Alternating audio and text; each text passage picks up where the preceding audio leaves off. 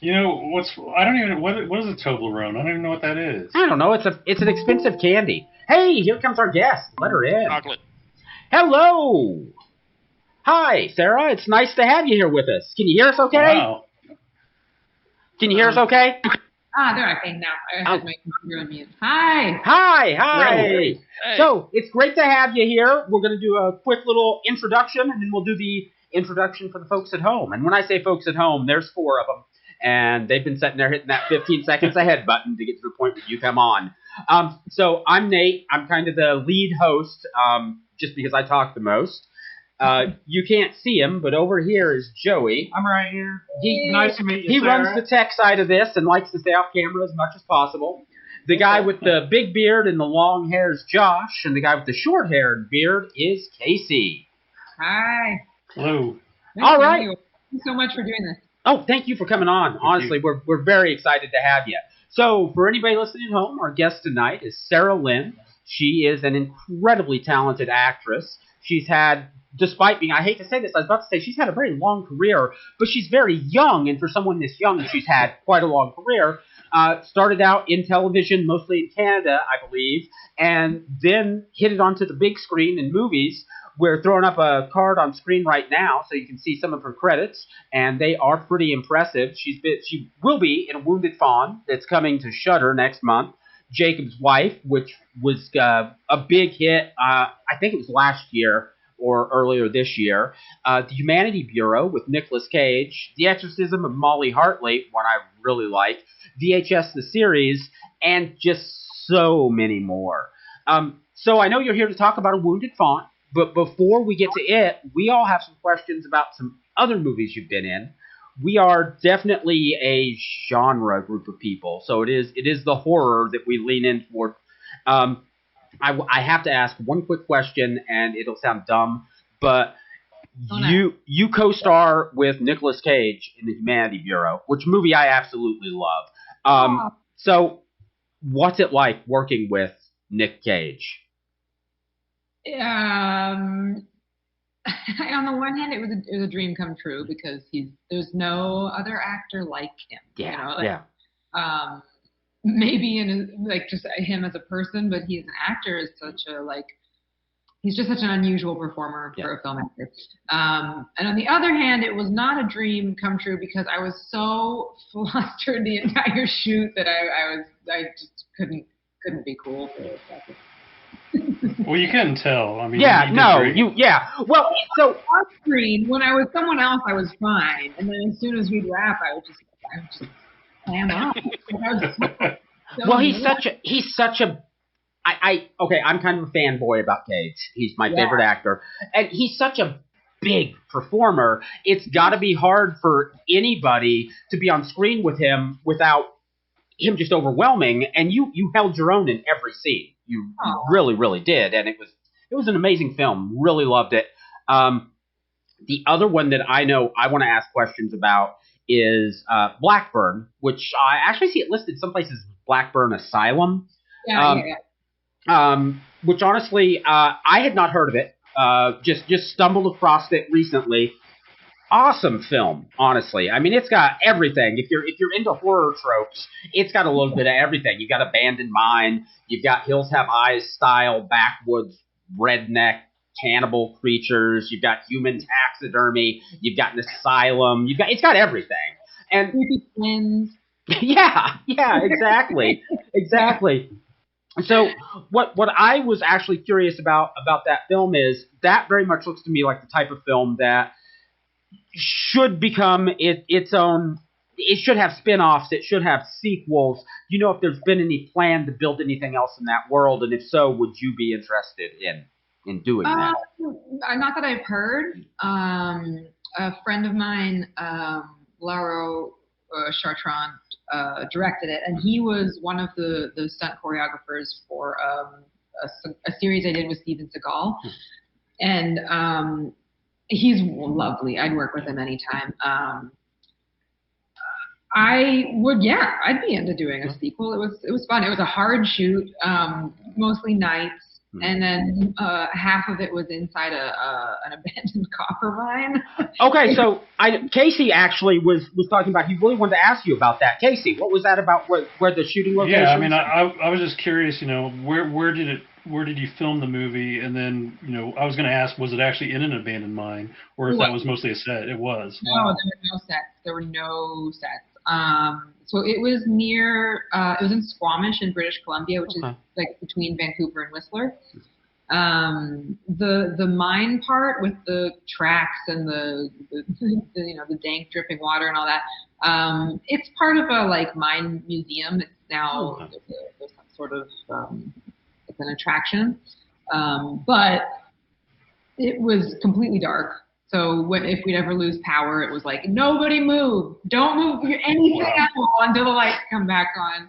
And it was cold as hell and dank. I mean, and then there was another location we had that I think was connected, and it was I don't know what you call it. It was like the processing plant or the smelting facilities or whatever. And that was interesting. There was a point where I fell through the floor because there were just like rotten floors. Yeah, it was very what's the word for it? It had a very special and specific ambiance. Sounds like it. So Josh, did you have anything about Blackburn before we move on? No. No. Sorry, I was like, I'm gonna keep my cool, and then you came on, and I'm like, yeah, I don't. There's movies and stuff. I'll come up with something in like 5 minutes, I promise. Cool. I'll tell you a story. I've told it before, but I was so excited to work with Mr. Cage and saw that he was an Akira fan, and so am I. So I was like, I'm going to pack my Akira t-shirt and wear it, and hopefully we can bond over this. And one day I found a chance. I would bring it with me to set like every day. And then I was like, we got wrapped at the same time. Put it on. Leave my coat open so he can see it, even though it's like far below freezing. Wait around for him to see it. He sees it. Oh my God, Akira! I love that movie. That movie's amazing. Do you like it? And I was just like, yep, see you tomorrow. Oh wow. I'm sure he didn't think anything of it. I hope not. He's just like, this chick does not want to talk to me. So you were in Jacob's Wife with two two absolute legends, Barbara Crampton and Larry Fessenden. And actually, I believe the director of that is the same director as A Wounded Fawn. Am I getting that right? Yeah. Okay. So what I was curious about so I know that you're a director, and Sure. I mean, sure.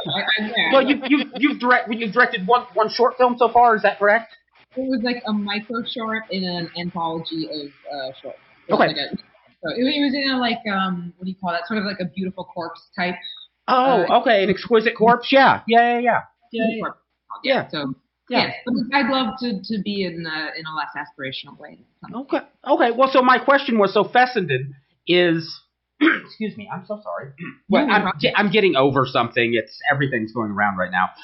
So Fessenden is of course a legendary director in the horror field, and Ms. Crampton is probably one of the most beloved scream queens, as it were. When you get to work with people like that, do you get to look to them for advice on how to do things, how to build your career going forward? Do you ever find yourself leaning on people like that? And are they forthcoming with that kind of advice and help? Larry and I didn't talk as much. We had a good conversation about his like experimental theater days, which was really exciting to me, something I'd love to have more experience with. But I know that he is incredibly generous with his time and knowledge and expertise. I think he made Travis a T-shirt. I think he made Travis a T-shirt that just says "What would Kubrick do?" or "What would Stanley do?" I forget, because frequently that was his advice to Travis on set. Like I like that. I was like, I want to do something, but is it too much or whatever? Larry's very about like the art, really, really about that. And on the other hand, not on the other hand, but like I've spent a lot more time with Barbara, and she might be like one of the nicest and most generous people of all. Like she's really a doll. Very generous with her time, and like you see how she engages on social media. Yes, yeah. She's like with everyone all the time. She's wonderful. Yeah, she's a queen. She's a queen, and we love her. We what does it the kids say? We stan her. So yeah. So, guys, before we move on to the upcoming big deal, are there any other projects you want to ask about? Any questions you have? Yeah, I've got a question. I saw you have a movie in post-production called The Island Between Tides. Mm-hmm. That sounds very interesting. Is there anything you can tell us about that, and maybe when we might be able to see that? Yeah, I think they're aiming to get that out for in the spring, early next year. It may be close enough to being finished right now so they can submit it to the festival. But I don't know that for sure. It's an adaptation of a J.M. Barrie one-act play. Supernatural sad story. Yeah. Spooky and sweet and sad. Donald Logue is in that, and Camille Sullivan, and sorry, I'm blanking, but yeah, I play a small part in it, and it's a very sweet little film that we shot way up north in Canada. Okay. Yeah, now you like fishing, or not fishing, but there was another like plant involved, but it was a fish cannery this time. Nice. And then I also had a question about A Wounded Fawn. That comes out on Shudder on the 1st of next month, right? Yeah. And the title of that film, does that have anything to do with the character you play, Meredith? Like, where does that title come from? Well, who knows who it's about? It seems like it's about one person, and then by the end of the movie, it may be about someone else. Oh, okay. Yeah. Awesome. Yeah. I obviously have to be circumspect. Right. Yeah. Right. No spoilers. No spoilers. Yes, no spoilers, please, because I definitely want to be surprised. And it looks awesome. The trailer looks amazing. Yeah, it absolutely does. Well, and you're in it with Josh Rubin, who is having really something of a moment right now between Scare Me and Werewolves Within and several other projects. It seems like he's just everywhere right now. Did you enjoy working with him? And you can tell us if he's a dick. Yeah. He's a nightmare. Josh is like the kind of person you hope to work with, who is incredibly good at what he does, very creative, brings things to it that are really unexpected. I think his acting training was really serious. Like he trained with Mike Nichols. Oh, really? I did not know that. Okay. Yeah. So serious thespian. Serious, yeah, truly. A theater guy, and started doing the comedy stuff, and he's a genuinely hilarious person. So like he has all that sort of comedy experience and background to bring to a horror, which is wonderful. And I wouldn't say that he's necessarily being funny in the movie, but I don't know, he just related to the character in a way that I have not seen, especially a character like that, a very, very bad guy. Kind of like Negan in The Walking Dead. Like, I love Negan, but he's a very bad character. That character wears thin so fast. He says some things that are just, I think, are hilarious, and I don't think he's meaning to be funny, but they just come across as hilarious. Yeah, and it's a good sort of disarming and kind of uncomfortable note to play to add to that chord we've all seen so many times. Yeah, Josh, I can't say enough good things about it. And then off camera, he's just entertaining. Like he's the kind of person who walks into a room and people start smiling before they even know he's walked into the room. Oh, yeah, he's wonderful. I hope you get a chance to talk to him if you haven't already. No, we have not. We would love to, though. We would love to. Yeah. So this movie's coming from Shudder. Jacob's Wife was a Shudder original.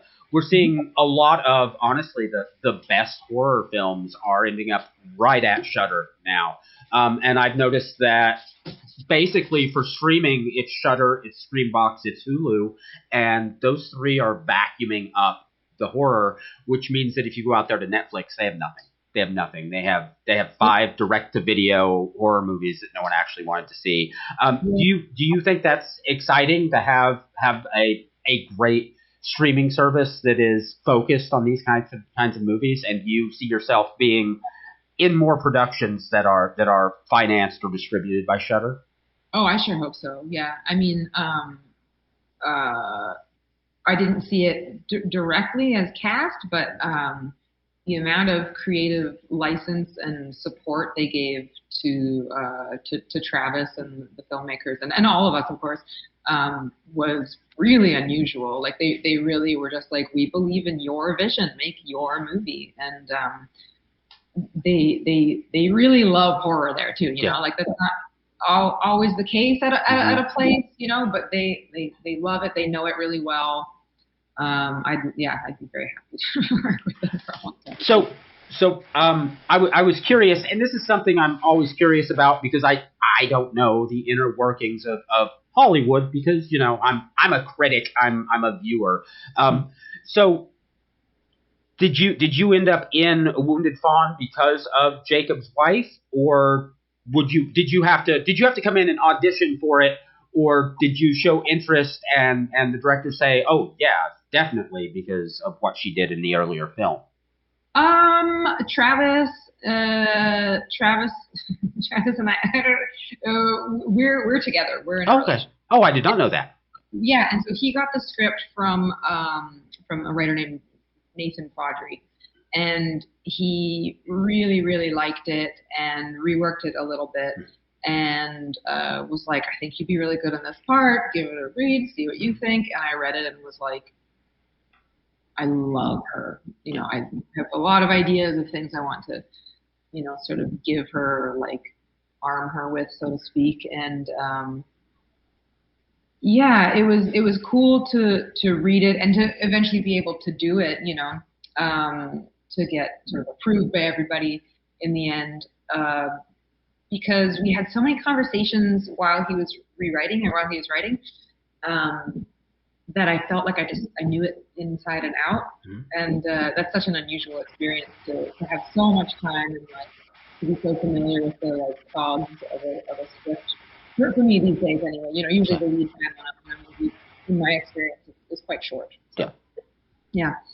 So how long was the production? I want to say 30 days total. Oh, that's fast. Okay. It's fast, yeah, but it's a lot longer than a lot of things these days. You know, Josh and I both are used to 12 or 15 day shoots, which is nice because you know how to just like get to it. Right? Yeah. Noodling to get to the goods. I think like 20 of those days consecutively were nights, complete nights. So it was a funny experience to all be on the dance. Cold too, I take it. It seems like you're in a lot of cold. We were shooting at the beginning of like September, October in New Jersey, so it wasn't too bad.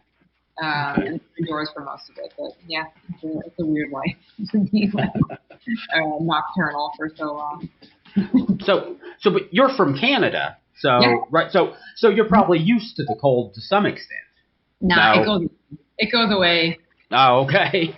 I give it a year and I can't handle it.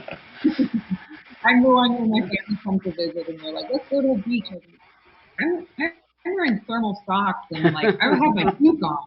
You know, a Canadian beanie or whatever. Yeah. So we sadly none of us have gotten to see A Wounded Fawn yet. So we'll be seeing it with the rest of the world the day it drops on Shudder. We're all excited. We've all watched the trailer multiple times. And also, so I haven't read anything about it because I'm very, very much, I like to go into a movie as blind as possible. If it's not in the trailer, I don't want to know it before I sit down to watch it. So I don't know a lot about what it's about. I know it's kind of a serial killer thing, and the trailer makes it look like it's possibly kind of surreal in parts. Would you say that's kind of what we're in for? I would say that's big time what you're in for. Okay, all right. Well, see, I like. Awesome. Yeah, I'm big on that. I'm a big. Well, several of us, 3 of the 4 of us are big Italian horror and giallo fans. So you can get a little crazy with your serial killer movies, and we're down for it. Yeah. Yeah. There's a really nice sort of giallo aesthetic on this. It's even shot on film, which I think contributes a lot to that. 35 or 16. 16. Nice. Mm-hmm. Oh, I love the grain of 16 millimeter.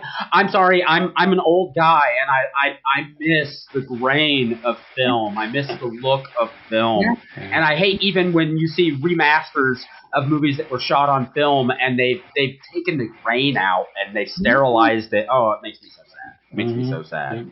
Yeah, it really ruins it. Yeah. We were just the bunch of us several weeks ago. We're watching a movie called Death House, and it's not a great movie, but it's okay. But when it started, it's clearly 16 millimeter, and the print was in terrible shape. And the first thing was Casey said, "Oh, that looks wonderful," and I'm like, "Yep, this is going to be great, no matter what happens. Looks great." Yeah, absolutely. Yeah, I can relate. So that decision to shoot on film. Was that an aesthetic choice? Was it done for any sort of financial reasons, or? It was an aesthetic choice. My understanding of the story is that Joe Begos and Josh Ethier made a couple films. Do you know them? Their movies? No, I don't recognize the name off the top of my head. Right now they have what's it called? It's a Christmas movie about a killer robot Santa Claus, and it's incredible. Oh, okay. I know what you're talking about. Are you talking about the new one coming out soon? Yeah, that looks awesome. Yeah, it's fantastic. So they've been shooting on film, and Travis was talking to them about it because the sort of prevailing understanding or myth is that no one can afford to shoot on film anymore. It's too expensive. So if you don't have a huge budget, you can't do it. And they were like, "Wow, we figured out how to do it, and it doesn't cost more. You just sort of have to. It's just about where you allocate things." So Travis made it work, and I think everyone is much happier for it. it makes a really big difference. Well, see, I was already in, but now I'm double sold on the film. So. Yeah, Christmas, Bloody Christmas is. That's it. Thank you so much. Oh, that was gonna drive me crazy. Well, I think we're gonna do a live tweet on the 1st when it comes out. Outstanding. We'll put out details online about that. And, but let me know if you want to talk after the movie. we would love to. We would love to. So I'm interested. Are you planning on doing any conventions, anything like that? I would love to. I've never done one, so I'm not exactly sure how to get in on that. but who I should ask is Barbara Crampton. Yes, she. Yep. And she's awesome. She's just awesome. She's awesome to everybody. And maybe she's annoyed with all of us fans, but she would never let anyone know. I mean, you could never know. Yeah. Maybe she's annoyed with all of us. But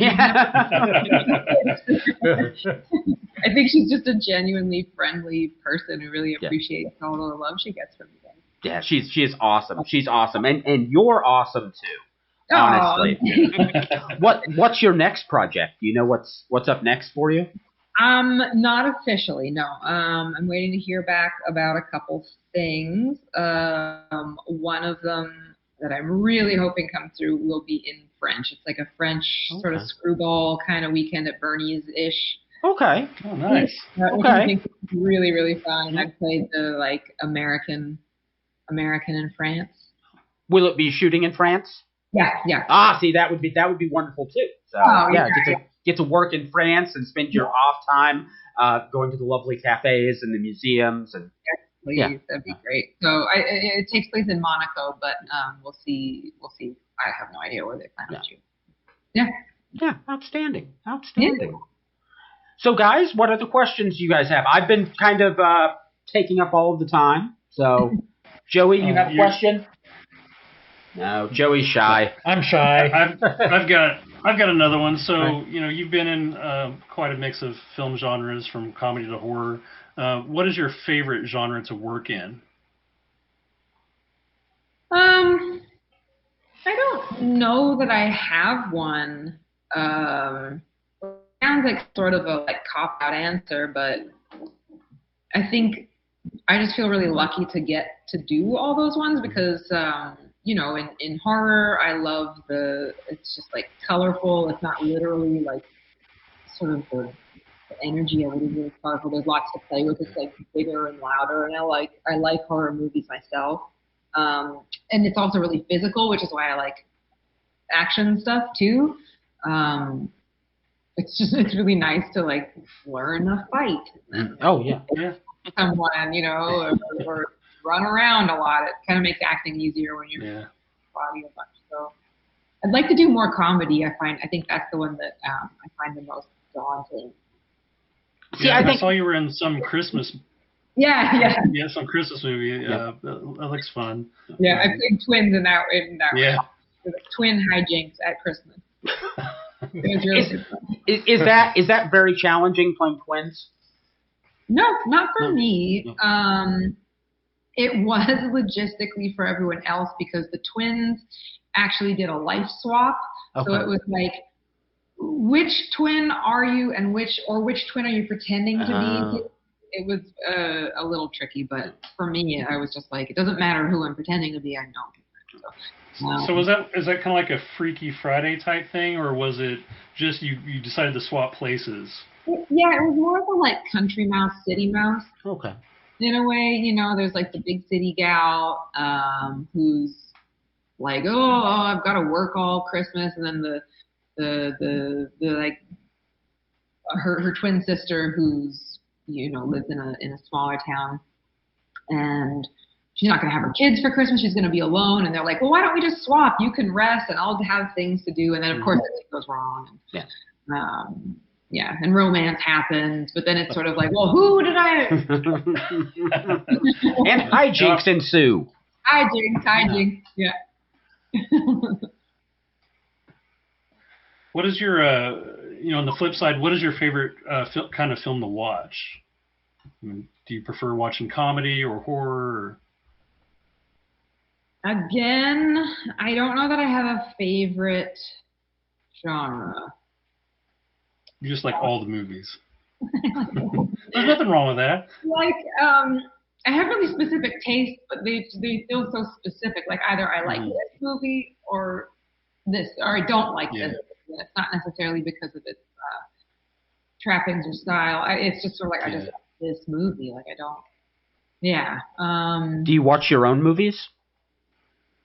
I do more now than I used to. Yeah. Sometimes I think I've gotten to a place where I don't sort of spin out, watching them. I can watch it and be sort of okay, that didn't work, or this was okay, and sort of figure out how to and where to adjust. But yeah, I feel pretty okay watching them. I really, really like A Wounded Fawn.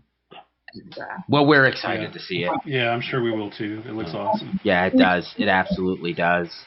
Yeah. At the festival, it was really cool to watch with the crowd, and the response was pretty overwhelmingly positive and enthusiastic, or at least enthusiastically, what the fuck was that? Oh no, you can. Yeah, you all the profanity you want here. This is strictly for kids. We're all being on our best behavior because we have a guest, but 40% of this show is poop jokes. So. Right. Yeah. Yeah. So I don't know. I don't know. Yeah. Anything. I like the ones that make me scared, laugh, or cry. Make you feel something. Yeah. Well, we were just earlier. We were talking about because they brought up some comedy film that's important, and I said I hadn't seen it. I don't watch a lot of comedies. I said I like movies that are crazy horror, are deeply meaningful, or that make me want to kill myself. And those are the 3 genres that I enjoy. Well, American Pie was what we were talking about. Oh, that's what you're talking about. Yeah, you would get one of those feelings out of it. I'm sure. Yeah. Well, I think the main one we were talking about was Dazed and Confused, which, come on, it's a cult classic. Yeah. All right. I don't know. I just can't do it. It's not me. Does McConaughey kill anybody? No. Does anyone have an existential crisis? Not sure. Is Oliver Reed in it? No. All right, see, it's got none of the things I need. Okay, back out. Yeah. All right. So, A Wounded Fawn is coming out on December 1st on Shudder. That's Shudder in the U.S. Do we know if it's? We do possibly have people in Europe and Canada listening to us. We get a download once in a while. On. No, we do. We get downloads once in a while from various European countries and Canada. Do we know if it's going to be on Shudder in Canada? Yes. Yeah, I think there's Shudder. If there's Shudder in Canada, it'll be in Shudder in Canada, and it'll be in Shudder. It'll be anywhere where there's Shudder. You can watch Wounded Fawn. All right, outstanding. So we want to thank you so much for being with us tonight. We hope that we didn't waste too much of your time and ask too many stupid questions or ask the same questions everyone asks. No, not at all. I really, really appreciate it, and I wish we were doing longer, but why don't we just talk again some other time? Yeah, can we get you on after the premiere and we've all had a chance to see it and review it and come on and tell you how much we love it or how confused we are by it? You can tell me you didn't like it, and I'll convince you you're wrong. And Deal. We got a deal. Very cool. Sounds good. All right. Well, thank you again so much. Thank you. And I will send you a link when it's up online. Ooh, awesome. Thank you. You have a great night. Thanks, guys. Appreciate it. Thank you. Bye. Thanks. Bye.